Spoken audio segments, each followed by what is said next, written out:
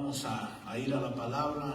Ahí como está sentado, vamos a orarle al Señor, ¿verdad? Porque nosotros necesitamos también oración como vasos que exponemos el mensaje de Dios, seamos puestos delante de Él y que Él lo use la vida de cada uno de nosotros. ¿Sabe una de las cosas que hace muchos años cuando me decían, le toca predicar y era uno de los temores tan grandes en mi corazón que cuando yo llegaba a la iglesia me hincaba hasta la parte de atrás y le oraba al Señor y le decía, solamente Señor, dame esta oportunidad, Señor, de poder expresar lo que tú pusiste en mi corazón. Y le decía, pero úsame como si fuese un vaso desechable que trae, usted sabe el vaso desechable que trae el agua, lo toma y después a la basura, ¿verdad? Porque le digo, Señor, ayúdame, porque tengo temor y tengo miedo de exponer. Y hoy también tenemos temor y miedo delante de Él al exponer una palabra que sea de parte de Él para su pueblo. Amén. Así es que, Padre, buen Dios, me pongo también en tus manos, Señor, en esta tarde, Señor. Y pedimos ayuda a tu Espíritu Santo, Señor, que nos revele, Padre, que nos toque, que nos use, Señor, oh Dios, que podamos expresar, Señor, oh Dios, lo que tú pones en el corazón, Padre mío. Quita todo pensamiento humano, Señor, toda palabra, Señor, oh Dios, que no entre, Señor, en el tema, quítamela, Señor. Me pongo en tus benditas manos sabiendo, Señor, que tú vas a tomar el control de este tiempo, Padre. Y te ruego, Señor, oh Dios, que todo lo que salga de mi corazón sea para beneficio de tu pueblo, Señor. Guárdame de no herir, Señor, oh Dios, los corazones, Padre mío. De no llevarse, Señor, oh Dios, en su mente un mal consejo grabado, Padre Santo. Sino todo lo contrario, Señor. Que sea una palabra, Señor, de vida, Padre mío. Una palabra, Señor, oh Dios, en aquel que se encuentra herido, Señor. En aquel, Señor, oh Dios, que ya siente, Señor, oh Dios, que tú no le hablas, Padre. Que esta tarde, Señor, sea un tiempo hermoso y especial donde tú hables al corazón de cada uno de nosotros. En el nombre de Jesús, amén y amén. Amén, aleluya. Gloria a Dios. Ok, hermanos, miren, le puse el tema juez o abogado. Y creo que, no sé si aquí alguno haya ido a corte, ¿verdad? Pues yo fui una vez a corte, pero por un ticket nada más, no voy a pensar que por otra cosa, porque la hermana luego volteó y nos dice, cada vemos corazones no sabemos, ¿verdad? Pero no, fui por un ticket solamente de mi carro hace muchos años, ¿verdad? Lo pagué, quedé limpio, pero creo que ahí en la corte, cuando usted se presenta, lo primero que le preguntan, culpable, que se ponga a las pedradas con el juez, ¿verdad? Pues ya uno le dice, pues, amén. Amén. Culpable, dice uno, ¿verdad? Y ahí a uno le dan lo que uno tiene que pagar y todas esas consecuencias, a veces de ir a corte, de estar firmando, de estar haciendo programas y todo ese asunto, ¿verdad? Y otros, pues, hagamos y nos quedamos limpios de todo eso. Pero fíjate que en una corte también encontramos abogados o licenciados allá en México, ¿verdad? Que son los defensores de aquel que es culpable. Y él es el que va a pelear el caso, supuestamente, que usted tenga. Cualquier tipo de caso, la abogacía está empeñada para sacar el dinero, defenderlo en una corte, ¿verdad? Y claro, pues usted cuando sale de todo el problema, deja de sudar, dice, ay, qué bueno, descansé, tenía un problema tan grande, qué sé yo, me achacaron un problema que no era mi problema y pues ahí el abogado lo defendió, ¿verdad? Pero bueno, vamos al tema donde está en Mateo 7:1. Y dice la palabra del Señor, dice, no juzguéis para que no seáis juzgados. Porque con el juicio con que juzgáis seréis juzgados y con la medida con que medís os volverán a medir. ¿Y por qué miras la paja que está en el ojo de tu hermano y no consideras la viga que está en tu propio ojo? ¿O cómo dirás a tu hermano, déjame sacar la paja de tu ojo y he aquí una viga en tu propio ojo? hipócrita, saca primero la viga de tu propio ojo, entonces mirarás claramente para sacar la paja o la basura del ojo de tu hermano. Y mira, aquí habla y empieza con no juzguéis. Estamos hablando de un juicio, de juzgar, ¿verdad? Y miremos este pasaje tan interesante que me llama mucho la atención con referencia a lo que dijo Jesús. Otras palabras podríamos decir de esta manera, ¿verdad? Queriendo liberar a un endemoniado cuando el mismo libertador está endemoniado. Y tal vez esté poseído. Y él diga, no, pues yo no estoy poseído, pero son otras áreas que están siendo afectadas en la persona que toma la posición de ser un libertador. Y ahí es donde entra la palabra, ¿verdad? Primero, se podría decir, saca el demonio que está en ti para que puedas venir y sacar los demonios que están en aquella persona. Una referencia sobre la basura, ¿verdad? Saca primero lo que tienes escondido para que así puedas venir delante de tu hermano y poder no quererlo enderezar o juzgar, porque ahí mismo al principio dice, así como tú juzgas, así también vas a ser de igual manera juzgado. Y si te presentas en una corte, y vamos a decir, no corte de las que vemos aquí, en una corte del mundo espiritual, donde pues los demonios, mire, el demonio conoce la vida de cada uno.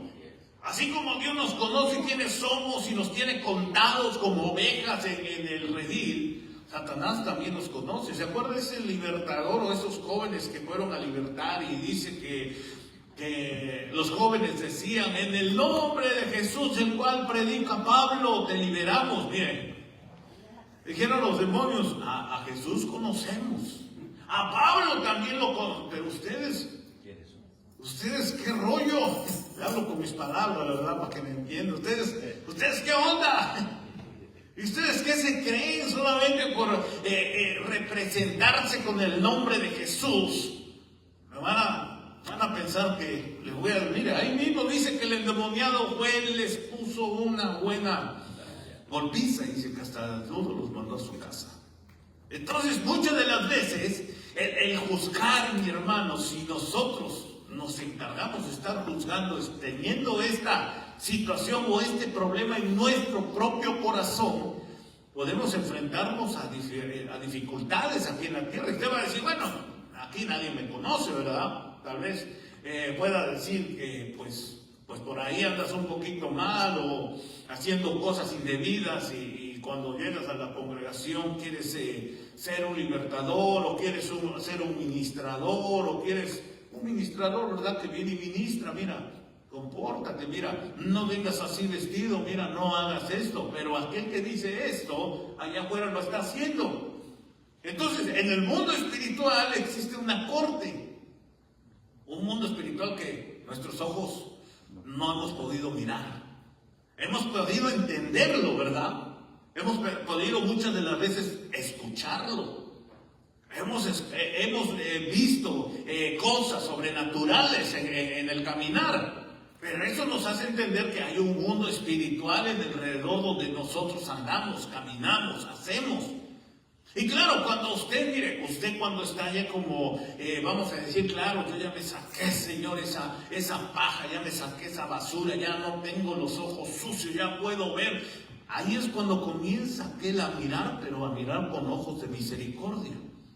Ya no se juzga, porque muchas de las veces se juzga aquel que viene con una necesidad y uno no sabe cuál es la necesidad de la persona, pero lo primero que hace la persona es juzgar la forma de que cómo viene vestido o cómo viene la persona. Hace 8 días vino un joven, si no mal recuerdo, y si usted se dio cuenta, yo me senté con él, pero platicábamos con mi esposa, mire, de este joven. Venía mal y sí me platicó sus problemas y me senté con él, estuve orando por él antes de entrar, abrió su corazón al Señor y le dije, busca a Dios y aquí está una iglesia donde tú puedes venir a buscar a Dios. No te sientas mal, nosotros no estamos para juzgar a nadie. Pero ¿sabe cuál era el asunto que hablábamos con mi esposa? Que era un alma que andaba vagando por la calle. Y esa alma, no su carne, su alma, era la que estaba necesitada de una palabra de parte de Dios.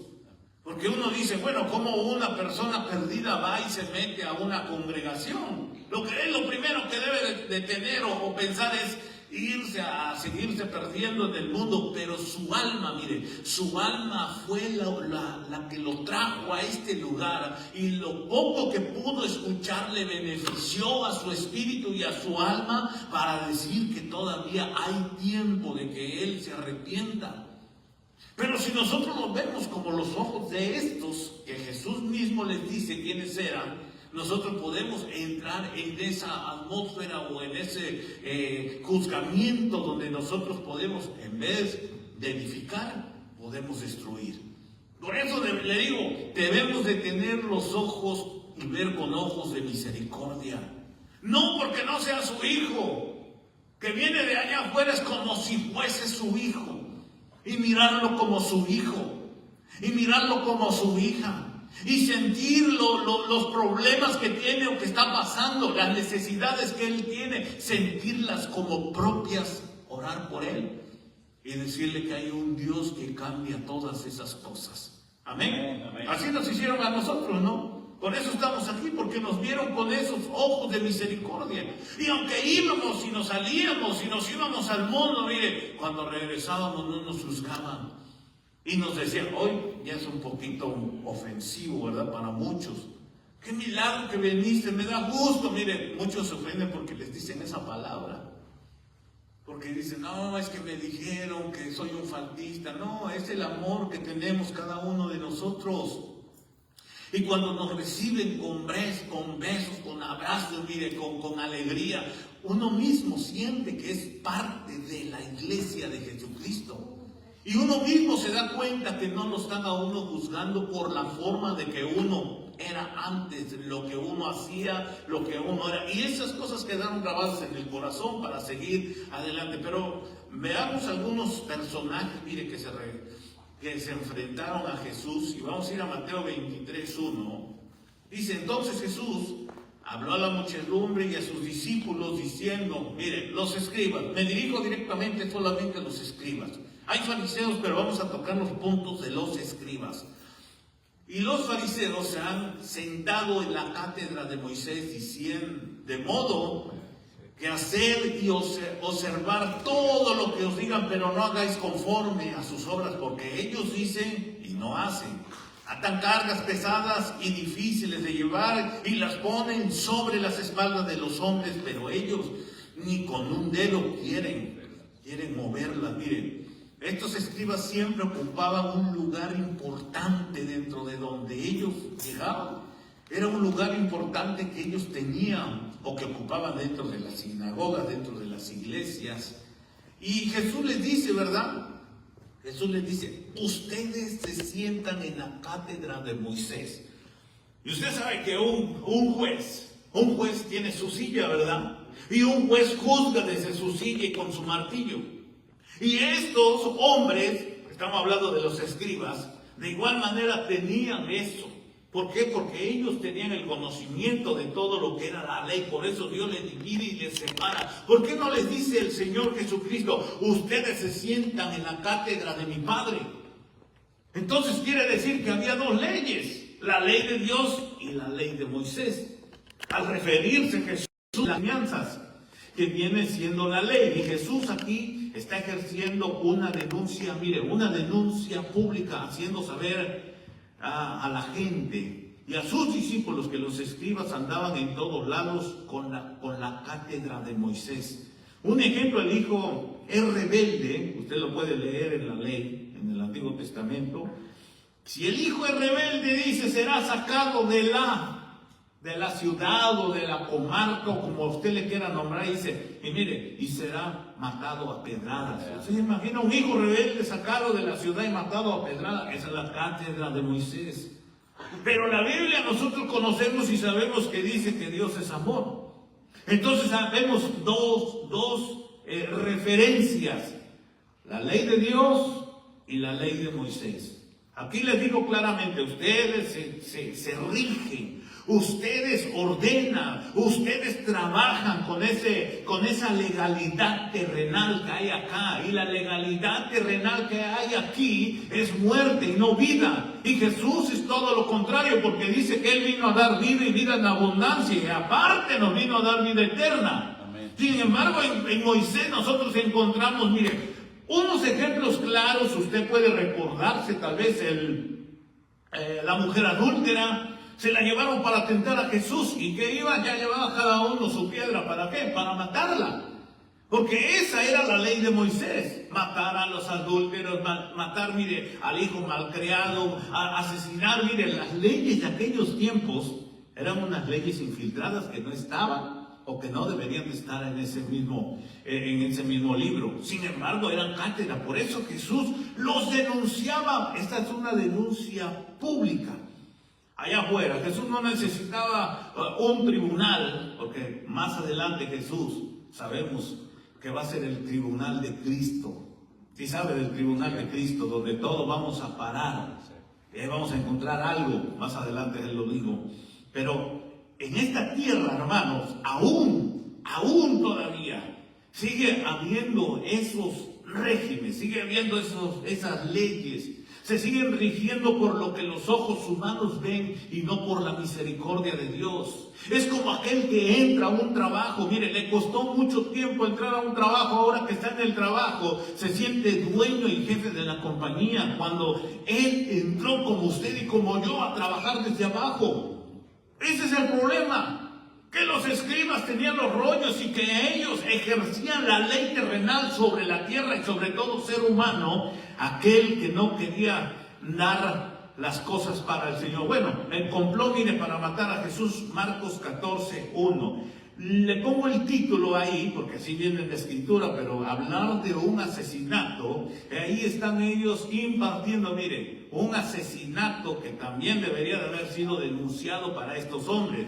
Marcos 14:1 dice, faltaban 2 días para la Pascua y para la fiesta de los panes sin levadura, y los principales sacerdotes y los escribas, ahí encontramos nuevamente los escribas, buscaban cómo prenderle con engaños y matarle, porque decían, no durante la fiesta, no sea que haya un tumulto del pueblo. Y esto es ley, hermano. O sea, Jesús, mire, en base de engaños, en base de astucia sobre estos escribas, querían agarrar al Señor Jesús con algo, dice, pero antes de la fiesta. Porque si lo hacemos durante la fiesta, vamos a caer en pecado.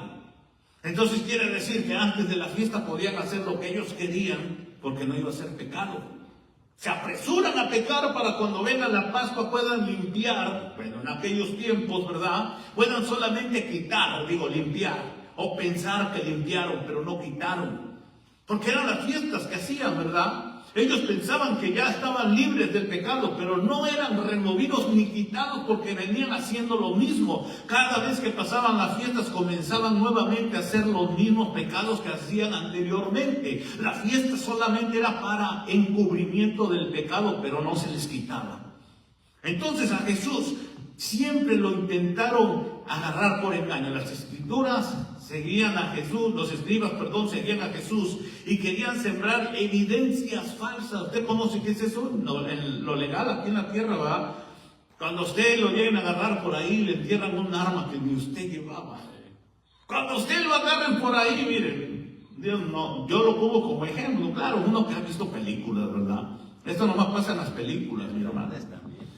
Y dice, y le sembraron algo, y luego la persona, esto no era mío, pero viene en tu carro y te lleva a la prisión. Haga de cuenta lo mismo con Jesús. Dice que querían verlo y por engaños querían agarrar a Jesús. Por engaños querían que Jesús fuera prisionero desde antes, mire, y lo andaban buscando. Ahí al principio decía, para matarlo y para hacer un asesinato. Y es una ley que ellos ya están amenazando, amenaza de muerte. ¿Usted qué hace? O bueno, aquí qué pasa cuando alguien hace una amenaza de muerte, derechito a prisión, no necesita matarlo, solamente con amenazarlo.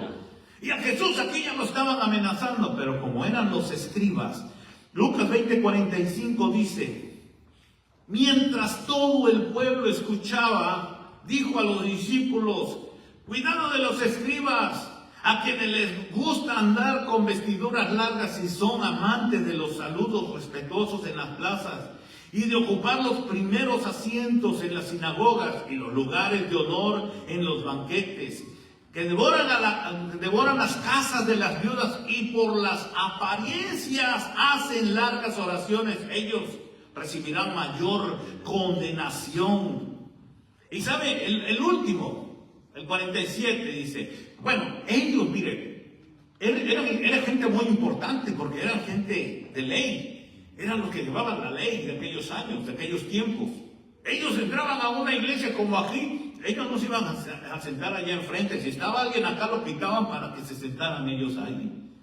Si llegaban a un banquete, mire, y usted y yo estábamos sentados en las primeras de reservación. Hermano, váyase a buscar otra mesa porque llegaron los escribas, mire, los de la ley, los importantes. Pero el 47 dice que devoran las casas de las viudas y por las apariencias hacen largas oraciones. Ellos recibirán mayor condenación. ¿Cómo devoraban los escribas las casas de las viudas? ¿Saben cómo devoraban? Cuando el marido moría, estos escribas iban. Y cuando llegaban a ese lugar, si el hombre tenía alguna deuda, le quitaban todo. Le quitaban su casa, la dejaban en la calle. Estos eran los escribas. Si ellos llegaban a la casa y estaba en la deuda y el marido no pagó la deuda, pasaba a la viuda. Y si tenía hijos, los hijos, ya en ese tiempo no, pero anteriormente eran llevados esclavos. Muchas de las veces eran llevados para la guerra. Ellos no se tentaban el corazón de mirar si una viuda tenía necesidad. Ellos iban a lo que iban y llevaban todo, me los imagino que llevaban los rollos. A ver, aquí dice que tu marido debía tanto. Pero mire, si dice que a Jesús le querían meter cosas que no tenían, pecados. A Jesús querían matarlo, sembrando evidencia. Usted se imagina una viuda. ¿Cuántas evidencias le metieron a las viudas en aquellos tiempos sin tener que pagar nada? Tal vez el marido no debía nada. Y estos llegaban y se apoderaban de las cosas, le quitaban. Una de las cosas que es en contra de la ley de Dios, así como dice la Biblia que oramos ahorita, honra a tu padre y a tu madre para que tus días se alarguen. Y la honra de los padres y de las madres, hermanos, en aquellos tiempos también era mantener a los padres y a las madres. Pero también había otra ley de los escribas que tenían que llevar la ofrenda al templo. Y si no les alcanzaba, primeramente tenían que llevar esa ofrenda, aunque el padre y la madre se quedaran sin honra, sin darles, sin comer. Y como no llegaban y la familia estaba registrada en la sinagoga, eso se lo pasaban a deuda al padre de la casa. Entonces, como era una evidencia sembrada, cuando él se moría, nos debe, mire, un año de diezmo, se imagina. No le alcanza ni con los carros, no le alcanza ni con la casa, no le alcanza con nada. ¿Qué vamos a hacer? Le quitamos todo y nos llevamos a los hijos como esclavos, los vendemos y de ahí sacamos. Era destrozar la familia. Mire, usted se imagina un dolor completo de la mujer haber perdido al marido y todavía llegar y esclavizar a los hijos. Hay historias que usted se las sabe, ¿verdad? ¿Te acuerdas del profeta que le dijo, no te preocupes? Y le dio tanto aceite el profeta Elías para que ella pudiera vender, pagar la deuda y mantener a sus hijos. Así eran las leyes de aquellos tiempos. Y así eran las evidencias y las leyes que estos escribas usaban de aquellos tiempos para empezarlas a trabajar, y las trabajaban en los tiempos también de Jesús. Por eso Jesús dice que públicamente gritaba: no le hagan caso a los escribas, porque ellos ejercen la ley de Moisés de aquellos tiempos y no ejercen la ley de Dios. La Biblia dice: Dios es amor. Sin embargo, ellos vienen, mire, y devoran todas las cosas de las viudas. Mateo 23:7. Ay de vosotros, escribas y fariseos hipócritas, porque sois semejantes a sepulcros blanqueados que por fuera lucen hermosos, pero por dentro están llenos de huesos de muerto y de toda inmundicia. Eso eran los escribas, no toco los fariseos, ese es otro asunto, ¿verdad? Pero esos eran los escribas, el cual Jesús traspasaba sus formas, sus vidas, sus ojos, su carne, entraba sobre de ellos y miraba qué era lo que estaba dentro de ellos. Y como jueces ellos, mire, ¿quiénes eran los escribas? Personas instruidas en la antigüedad, dedicadas a las escrituras, transcripción, administración y contabilidad. Miren, el cargo que tenían ellos no solamente era de llevar los rollos y decir, aquí dice la ley, aquí así dice la ley de Moisés. Jesús les dijo en una ocasión, ojo, habéis oído que dicen ojo por ojo, diente por diente, mas yo os digo, miren, qué cambio le puso el Señor. Y era esta gente que había implantado leyes que no eran leyes de parte de Dios. Moisés se apoyó en esas leyes para poder sobrellevar al pueblo en aquellos tiempos. Sin embargo, esas leyes fueron plantadas y plantadas y plantadas hasta en los tiempos que Jesús vino. La Biblia dice que Él no vino a abolir la ley, no vino a quebrantar la ley, sino vino a cumplirla, pero a cumplirla con amor al necesitado, con amor a la viuda, con amor a aquel huérfano. Mire, y Jesús se enfocaba en todos aquellos cuando los miraba. Dice que una mujer llegó con una moneda al templo, porque en el templo había diferentes tipos de alfolís, de arcas, como quieran llamarle, y eran donde depositaban todos ahí sus ofrendas. Dice que los fariseos, los ricos, llevaban tanta ofrenda que la vaciaban, pero para que todos los miraran, hasta los escribas, mire, de lo que robaban, llevaban y ponían, porque era fácil, dinero que no les había costado. Sin embargo, dice que una mujer, mire cómo esta mujer llamó la atención de Jesús, que cuando se acercó, dice que depositó lo último que tenía, ya no tenía más. Ella solamente pensaba en la misericordia de Dios, porque sabía que era lo último que tenía, y si le alcanzaba para comer un pan, ella ya no le importó dar lo último que tenía, porque sabía que tenía que honrarle también a Dios con sus bienes. Y sin embargo, Jesús, cuando ve esta acción, dice que se puso de pie y les dijo a todos, esa mujer ha dado más que todos aquellos, porque aquellos dan de lo que les sobra. Sin embargo, ella es lo último que tenía. Entonces, en aquellos tiempos, hermanos, estos escribas tenían ese cargo tan importante, que era una autoridad tan grande, intérpretes autorizados en la ley de Moisés. Mire, no cualquiera entraba ahí, eran autorizados en la ley de Moisés, y guardiante de las escrituras para que se cumpliera legalmente lo que estaba establecido como ley terrenal, pero olvidando el amor de Dios sobre todas las cosas. A ellos no les importaba lo que en la escritura decía.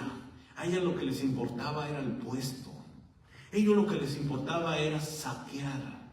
A ellos lo que les interesaba era tener esa posición más alta que todos, ocupar los primeros lugares, entrar a los banquetes y que los atendieran de primera mesa.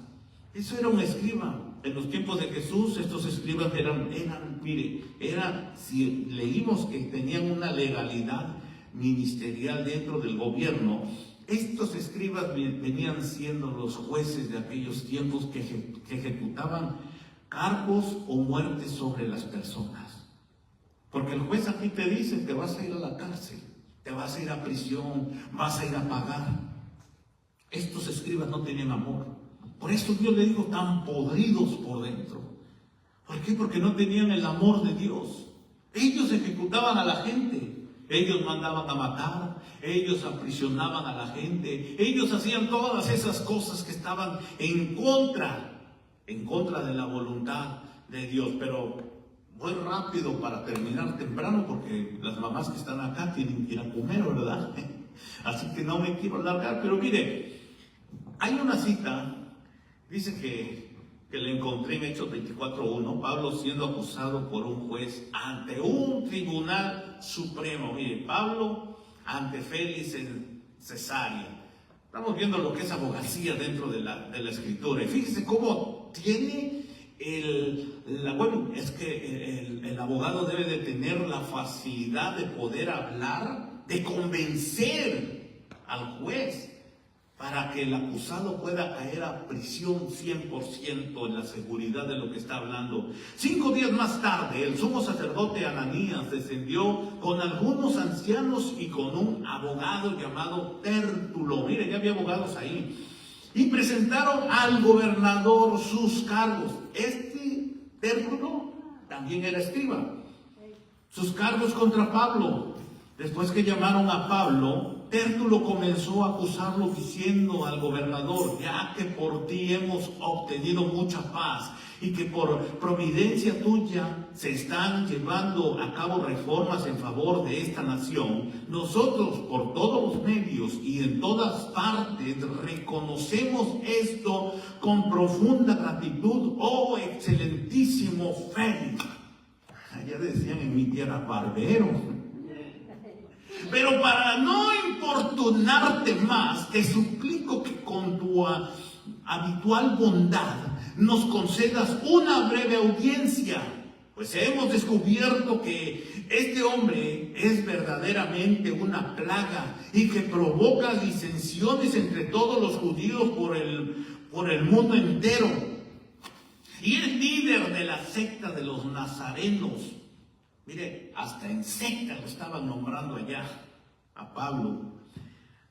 Hasta trató de profanar el templo. Entonces lo arrestamos y quisimos juzgarlo conforme a nuestra ley. Pero intervinieron el comandante Lisías, con gran violencia lo quitó de nuestras manos, mandando a sus acusadores que vinieran a ti.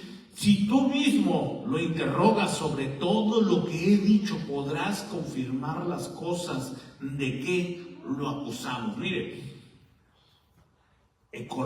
tenía un desarrollo total estos en hablar para poder se puede decir, conectar la mente de este juez, para poderlo llevar a prisión a Pablo. Para poder poner palabras, miren, tan elocuentes, que todo el mundo iba a decir: bueno, pues si es culpable. Este hombre tenía que convencer al juez que Pablo era culpable y que Pablo tenía que ir a la corte. Pero miren, ¿cómo se mira un juez convertido al Señor? Y ese lo encontramos en los tiempos también de Pablo, ¿verdad? Un juez ya convertido con el amor de Dios. En Tito 3:12 dice: cuando te envíe a Artemas o a Tíquico, procura venir a mí en Nicópolis, porque he decidido pasar allí el invierno.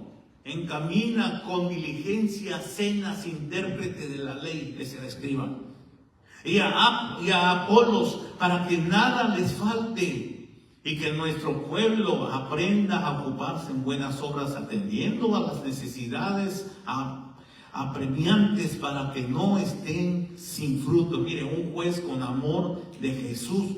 Los rollos, los escribas, ellos tenían que discernir qué era lo que estaba escrito, qué cosas eran de Dios y qué cosas no eran de Dios.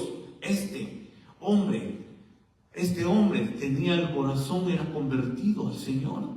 Y claro, él no iba a tomar el juicio de aquellos años para traerlo para estos años, en los tiempos de Pablo, y ejecutar a Pablo sobre cualquier tipo de ley que los escribas habían hecho. Pero miren, esperemos que todas estas cosas y evidencias legales que existen dentro de la Biblia no vengan a ser en nosotros partícipes con nuestra mente, nuestro corazón y nuestras vidas. Porque así como empezamos al principio, así como juzgas, vas a ser juzgado. Si hay escribas dentro de la iglesia, debemos de ver mejor ser escribas de parte de Dios. Que el escriba principal sea Dios escribiendo en nuestro corazón y no nosotros en las hojas de la vida de los demás.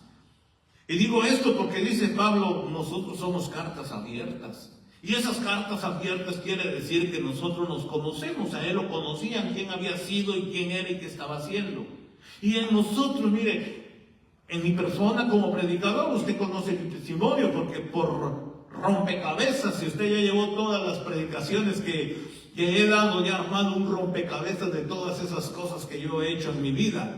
Porque ¿de qué le sirve que yo le platique mis grandes elocuencias o mis grandes proyectos o mis grandes logros? Si usted va a decir, bueno, pues si este nació santo, yo no sé para qué está ahí. Yo quiero componer mi vida porque quiero ver cómo salió él del problema, cómo fue la situación, o cómo lo tocó el Señor, o cómo buscó a Dios, o cómo llegó a los caminos del Señor. Eso es lo más importante que uno debe de saber, ¿verdad? Pero estos ejemplos no quiere decir que sean ejemplos para el día de mañana, sean juicios para uno. Son testimonios de donde el Señor nos sacó, pero no para juicios sobre nuestras vidas.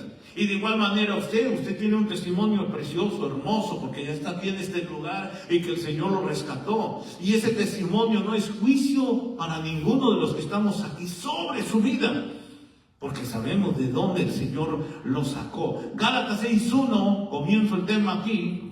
Hablé un poquito largo, esto fue lo que está escrito, ¿verdad? De los escribas. Pero miren, Gálatas 6:1 dice: hermanos, aún si alguno es sorprendido en alguna falta, vosotros que sois espirituales, restaurando en un espíritu de mansedumbre, mirándote a ti mismo, no sea que tú también seas tentado. O sea que si somos escribas, vamos a traer la ley de Dios. Y hay muchos escribas todavía. Mire, yo a veces miro a los escribas, ¿verdad? Que ponen ahí algunas de las cosas. Digo, ay Señor, ¿por qué enjuician al pueblo? Porque hay gente que dice, es que tú no puedes hacer esto porque eres mujer. Es que tú no puedes hacer esto porque, mira, tienes 3 meses de convertido. Es que tú no puedes. Mire, la Biblia dice, regresa a tu primer amor. ¿Saben cuál es el primer amor?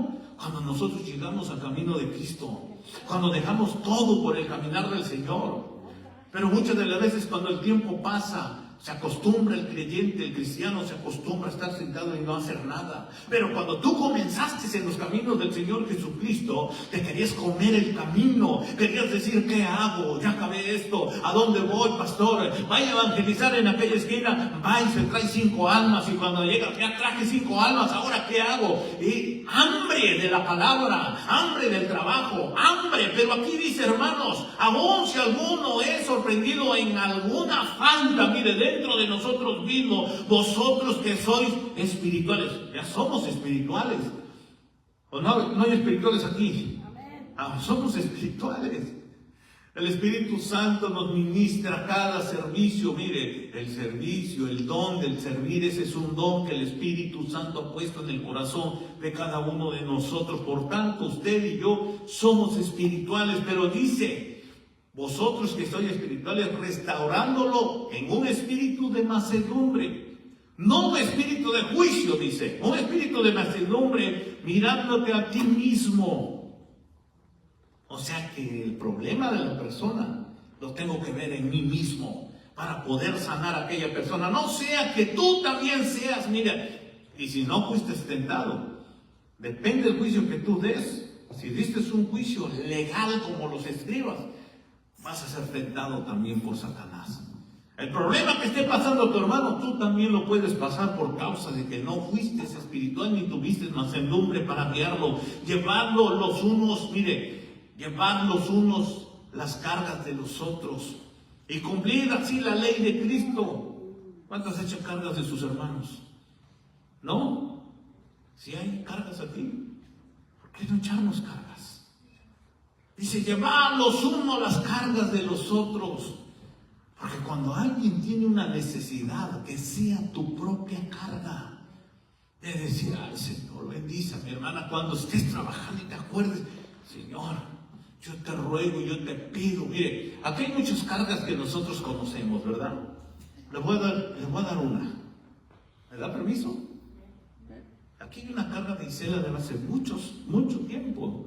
Ella ha estado pidiendo documentos para su mamá. Y yo siempre me acuerdo. Y uno dice, oh, yo aquí tengo a mi mamá. Isela no trae aquí a su mamá. Todos tenemos cargas, pero ¿qué si usted se echara esa carga? Tal vez tiene usted a su mamá aquí, por eso ya, ahí oramos. Luego, el viernes, los viernes no.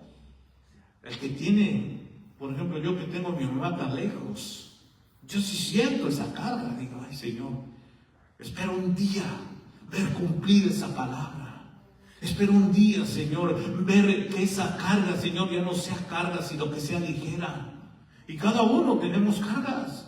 Cada uno tenemos esa necesidad, pero ¿por qué no las llevamos? Hay veces que nos volvemos escribas. Y vamos a ver qué está escrito en la Biblia. Aquí la Biblia dice que tal vez, porque esa es la opción que toman muchos, tal vez estás en pecado. Tal vez hay juicio en tu vida. Mire, en vez de decir, vamos a orar, hermana, no, empezamos a enjuiciar como los escribas. Por eso le digo que no caigamos en ese rol de escribas dentro de la iglesia. Porque si alguno se cree que es algo, no siendo nada, se engaña a sí mismo. Mire, ¿cuántos conocemos engañados a sí mismo? Y son todos aquellos que dicen, no, y puse las manos y sanó, que sanas Dios. Oramos y pasó esto, lo hizo Dios. Pero se engañan a sí mismo. Que esos engaños, hermanos, son engaños de los escribas.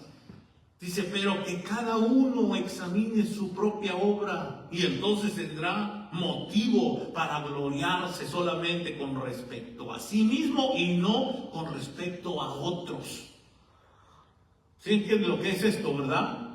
Que dice que cada uno dice, pero cada uno examine su propia obra y se quede callado y no la ande divulgando por todos lados diciendo, no hermano, mira, nosotros fuimos a tal lugar, hicimos un evento y nosotros pusimos manos, liberamos demonios, sanamos enfermos. Que cada uno dice, se examine a sí mismo, y eso es para que tú mismo digas, wow Señor, gracias Señor por darte cuenta, Señor, en este vaso desechable que estás haciendo la obra, y no se lo diré a nadie, Señor, para que los ojos del ser humano no vengan sobre ti y te hagan ídolo, porque ahí viene la perdición de todas las cosas de lo que Dios te ha dado. Dice, porque cada uno llevará su propia carga.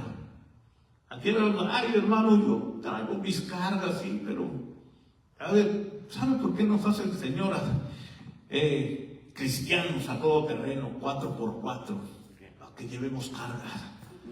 Porque si usted no va a carga, miren, va ligerito ahí, navegando ahí, caminando con su hermano. Hermano, ayúdeme con mi carga. Y el hermano ya ve que no puede y todavía le echan otras 2 cargas. Y eso ando buscando cristianos a todo terreno. Que no tenga temor, que no tenga miedo, que diga, yo me voy a meter, Señor. Yo le voy a dar, Señor, con amor y no como escriba. Y dice ya al que se le enseña la palabra, que comparta toda cosa buena con él, que le enseña todo lo que compartan. Que compartan. Porque eso a nosotros como pueblo de Dios, ¿saben qué nos beneficia? En la fe, en el seguir creyendo. Porque si usted oró por una persona y se sanó y vino y testificó, usted dice, el Señor nos está escuchando en esta casa. Y de eso hemos visto mucho, ¿verdad?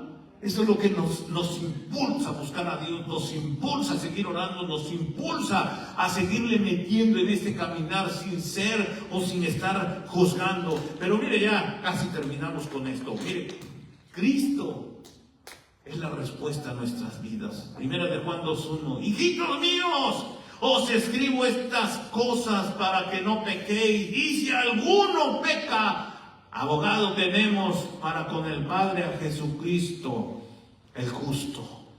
¿Ya vio dónde encontramos un abogado? ¿Ya vio cómo cambiaron en la escritura los abogados de aquellos tiempos que eran los escribas? Ese abogado que iba a las plazas y los denunciaba a todos esos abogados o jueces, eran jueces, los escribas. Ahora Jesús viene como abogado a pedir por cada uno de nosotros. Y a veces caemos, hermano, nuestra fe mengua, nuestras fuerzas menguan, las cargas ya no las aguantamos. Y a veces decimos, no Señor, yo creo que ya este año ya no paso. Pero dice la Biblia, abogado tenemos para con el Padre a Jesucristo nuestro Redentor.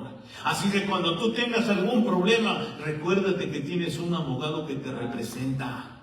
Si vas a la corte, allá mira, te presentas con el juez y nada más te ponen algún traductor por si no sabes inglés. Pero nada de que te ponen un abogado.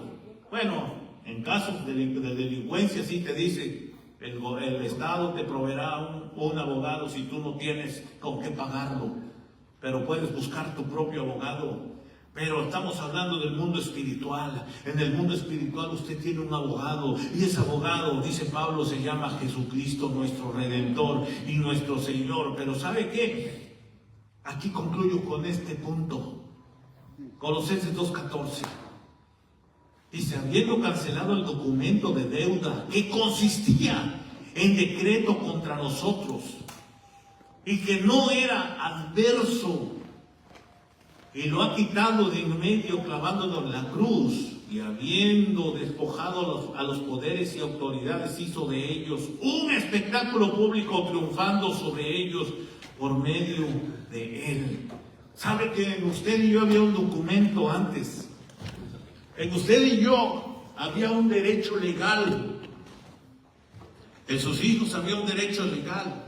El derecho legal es cuando usted hace algo indebido, pasa el decreto y el derecho legal sobre sus hijos. Cuando usted no toma la posición del abogado que tenemos, el cual nos defiende en el mundo espiritual o en todas las tinieblas, como dice aquí Colosenses, y no usamos esta palabra, este decreto, esta carta de la liberación, hermano, nosotros podemos ser o seguir siendo esclavos de los escribas conforme a la ley de Moisés. Pero cuando nosotros nos acercamos a esta palabra donde dice, habiendo cancelado el documento de deuda, mire, los escribas dicen que iban sobre las viudas y les quitaban todo. Entonces había una deuda.